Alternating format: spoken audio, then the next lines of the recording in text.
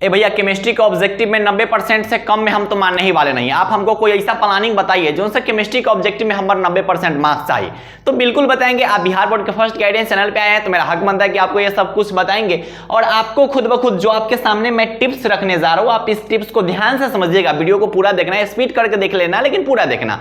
और आप इस टिप्स को फॉलो कीजिएगा, आपको अभी ही लगेगा, खुद ब खुद आपको लगेगा भैया सही बोल रहे हो। अगर इसे करेंगे ना तो पक्का 90% से ज्यादा मार्क्स ही आएगा। तो ध्यान से चीजों को समझिएगा। और लास्ट में आपसे ज्यादा कुछ नहीं, मैं बस आपसे इतना ही चाहूंगा कि इस वीडियो को कम से कम 3 दोस्तों तक शेयर कीजिएगा। और ज्यादा से ज्यादा लोगों तक होता है ना कि पहुंचेगा वीडियो, तब ना पता चलेगा कि बिहार बोर्ड का भी कोई गाइडेंस चैनल है। और इसमें मुझे आपके सपोर्ट की बहुत ज्यादा जरूरत है। तो मेरे जितने भी प्यारे प्यारे भाई है, मेरी जितनी भी प्यारी प्यारी बहनें हैं, वो केटी भैया के लिए इतना कर दीजिएगा, ठीक है भैया। तो बताइए कैसे क्या होगा, पहले वो बताइए, प्लानिंग बताइए। प्लानिंग हमारा केमिस्ट्री के ऑब्जेक्टिव में 90% से ज्यादा मार्क्स चाहिए और हमको चाहिए, तो कुछ प्लानिंग बताइए। अरे भैया कौन है केटी भैया? केटी भैया बिहार बोर्ड का फर्स्ट गाइडेड है। 2023-2024 में जितने भी क्वेश्चन केटी भैया द्वारा गेस करवाया गया था, सभी के सभी क्वेश्चन टकराया हुआ है। उसका प्रूफ आप कम्युनिटी पोस्ट पे देख लेना, ठीक है भैया। इतना कह रहे तो हम मानते हैं। अब चीजों को समझते हैं भैया, क्या काम करना है। देखो केमिस्ट्री की अगर बात करें तो केमिस्ट्री का जो पेपर होता है ना, वो 70 नंबर का पेपर होता है। इतना तो पता है हमको भैया, फिर भी ध्यान से समझिए चीजों को। 50% ऑब्जेक्टिव रहता है, 50% सब्जेक्टिव रहता है, ठीक है।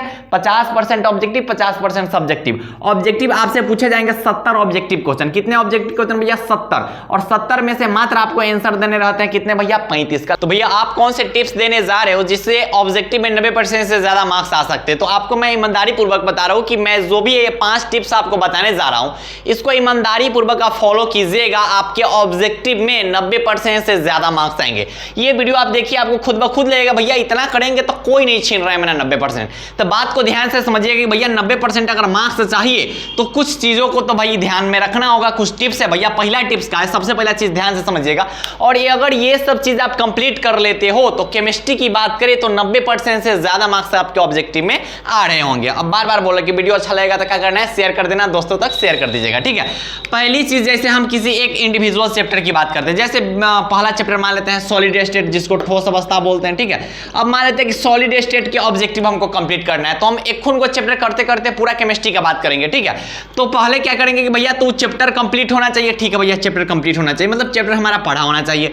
उसके बाद क्या कीजिए कि मान लीजिए सॉलिड स्टेट पढ़ लिए, उसके बाद उस चैप्टर का फुल रिवीजन कीजिए। फुल रिवीजन करने का मतलब हुआ कि पूरा चैप्टर एक बार रिवीजन कीजिए, ठीक भैया। रिवीजन कर लेंगे, उसके बाद क्या कीजिए कि रिवीजन करने टाइम जो वीवीआई टॉपिक्स है उसको हाईलाइट कर लीजिए। भैया हमको कैसे पता चलेगा वीवीआई टॉपिक्स? तो मास्टर जो पढ़ाए होंगे वो मास्टर बता दिए होंगे, देख रहे कुंदन माँ, ये जो है ना क्रिस्टलाइन एमोर्फस, ये ना वीवीआई, इसको हाईलाइट कर लेना। तो वो आपके नोट्स में होंगे पहले से हाईलाइटेड, ठीक है।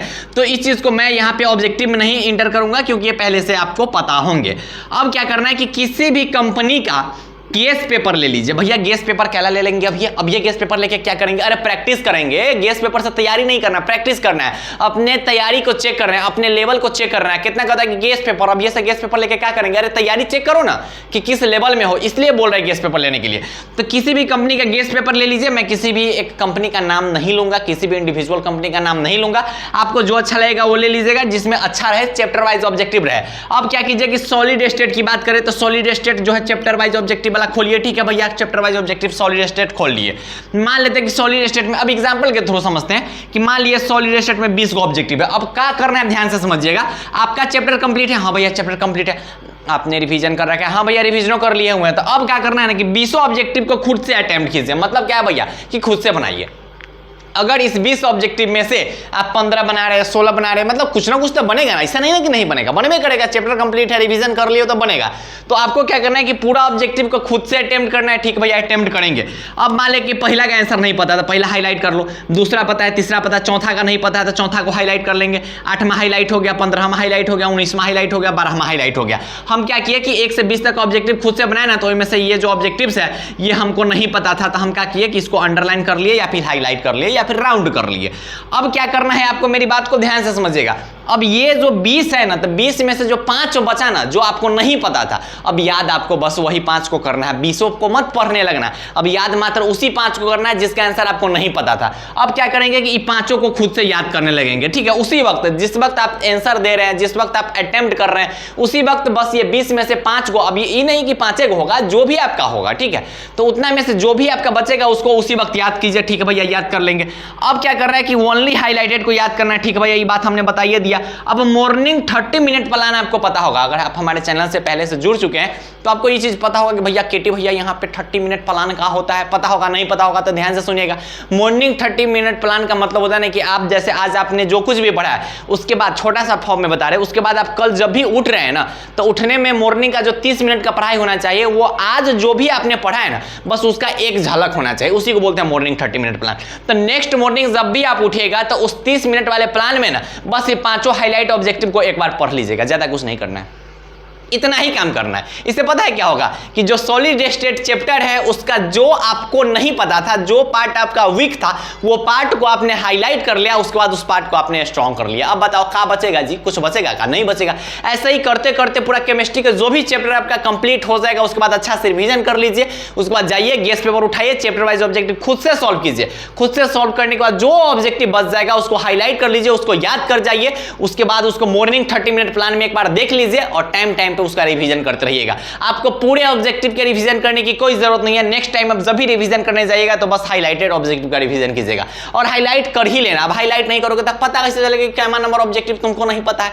तो ये चीज अगर आप करते हैं ना और टाइम टाइम पे अगर आप रिवीजन करते हैं तो मैं सच्ची बोल रहा हूं कि ऑब्जेक्टिव की बात करें या फिर सब्जेक्टिव की बात करें, कुछ भी आप पढ़ाई कीजिएगा ना तो इसमें हो क्या रहा है कि जो आपका वीक फेज है ना, जो आपका वीक पार्ट है वो आप स्ट्रॉन्ग कर रहे हो, आप अपने कमजोरी को पकड़ रहे हो। ठीक, आप इग्नोर नहीं कर रहे हो। अगर आपको 20 में से 5 नहीं बन रहा है तो आप उसको छोड़ नहीं रहे हो, आप उसको पकड़ रहे हो और उसको याद कर रहे हो, उसको कंप्लीट कर रहे हो, उसका रिवीजन कर रहे हो। तो बचेगा क्या? फिर कुछ बचेगा क्या? एग्जाम में कौन ऑब्जेक्टिव नहीं होता है पता है? एग्जाम में वही ऑब्जेक्टिव आपसे छूटता है जो ऑब्जेक्टिव आप पढ़ाई के दौरान छोड़ रहे होते हैं। जो ऑब्जेक्टिव आपको पढ़ाई के दौरान नहीं पता है वही छूटता है। तो अभी क्या करना है कि अभी उसी ऑब्जेक्टिव को कंप्लीट करने चलना है जो ऑब्जेक्टिव आपसे नहीं बन पा रहे हैं। ठीक है, तो अगर आप इस चीज को अच्छे से फॉलो करते हैं, केटी भैया की बात को अगर आप मानते हैं तो केमिस्ट्री में 90% से ज्यादा मार्क्स आपके आएंगे। ठीक है, आएंगे ही आएंगे। यही सबसे बेहतरीन तरीका है। आप पढ़ाई करके देखिए, एक चैप्टर के साथ ऐसा आप कंप्लीट कर देखिए, आपको खुद ब खुद लगेगा भैया सही बोल रहे हैं, बहुत सही बोल रहे हैं। ठीक है, तो पढ़ाई अच्छे ढंग से करते रहिए और आपका एक छोटा सा सहयोग चाहिए हमें, बस सहयोग यही चाहिए कि आप जितने भी दोस्तों तक शेयर कर सकते हैं आप इस वीडियो को शेयर कीजिए, क्योंकि आपके सपोर्ट की मुझे बहुत ज्यादा ही जरूरत है, बहुत ज्यादा जरूरत है। ठीक, बहुत ज्यादा जरूरत है। और कमेंट में कुछ अपना हो ना ओपिनियन देते रहना, तंका अच्छा लगता है हमको। ठीक है, कमेंट में कर देना जय बिहार। तो पढ़ाई अच्छे ढंग से करते रहिए, केटी भैया हमेशा आपके साथ है और हमेशा साथ ही रहेंगे। तो बाय, टेक केयर, जय हिंद।